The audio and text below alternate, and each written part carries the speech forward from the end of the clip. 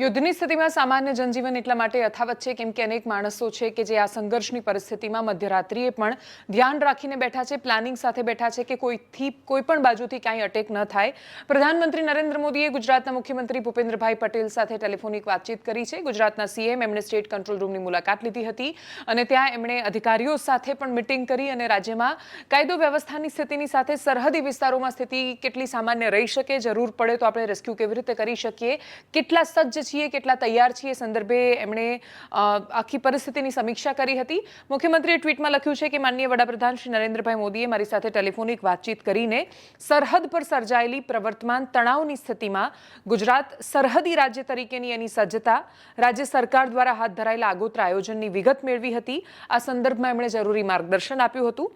વડાપ્રધાનશ્રીએ ખાસ કરીને પાકિસ્તાનની સરહદ સાથે જોડાયેલા કચ્છ, બનાસકાંઠા, પાટણ, જામનગર જેવા સંવેદનશીલ જિલ્લાઓમાં નાગરિકોની સુરક્ષા સલામતીના રાજ્ય સરકાર દ્વારા લેવાયેલા પૂરતા પગલાઓ અંગેની વિગતો પણ મેળવી હતી.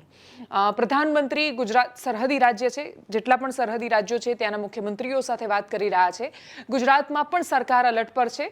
પોલીસની રજાઓ એમ પણ રદ કરી દેવામાં આવી હતી. એના પછી બાકીના કર્મચારીઓ, આરોગ્ય કર્મચારીઓ સહિતના જેટલા પણ રાજ્યની એવી ઇમરજન્સી સેવાઓ સાથે જોડાયેલા સંકળાયેલા કર્મચારીઓ છે એ બધાની રજાઓ છે એ રદ કરી દેવામાં આવી છે. ભારત અને પાકિસ્તાનના સંઘર્ષની વચ્ચે આઈપીએલ છે એ પણ મુલતવી કરવામાં આવી છે. દરેક લોકોએ સાથે મળીને આ નિર્ણય જાહેર કર્યો છે. એટલે જેટલા પણ સ્ટેક હોલ્ડર્સ છે આઈપીએલ સાથે જોડાયેલા, બીસીસીઆઈએ બધાની વચ્ચે એક સમન્વય કર્યો, મુલાકાત કરી અને પછી આ નિર્ણય લેવામાં આવ્યો.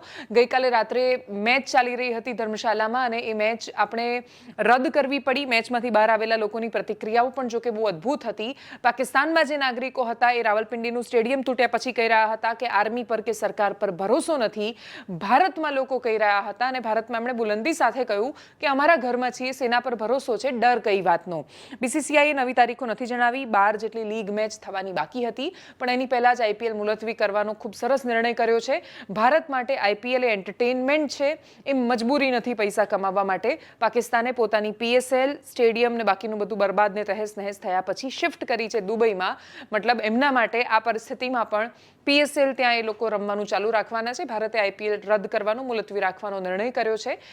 જેટલા પણ સરહદી વિસ્તારો છે ત્યાં સામાન્ય માણસોએ પણ અલર્ટ રહેવાની જરૂર છે. સૌથી મોટી વાત, પોતાના ઇક્વિપમેન્ટ્સ, પોતાના મોબાઈલ ને બાકીનું બધું એ તમારે એટલું ચાર્જિંગ એમાં રાખવાનો પ્રયત્ન કરવો જોઈએ કેમ કે ગમે ત્યારે અત્યારની સ્થિતિમાં બ્લેકઆઉટ થઈ શકે છે. નમસ્કાર.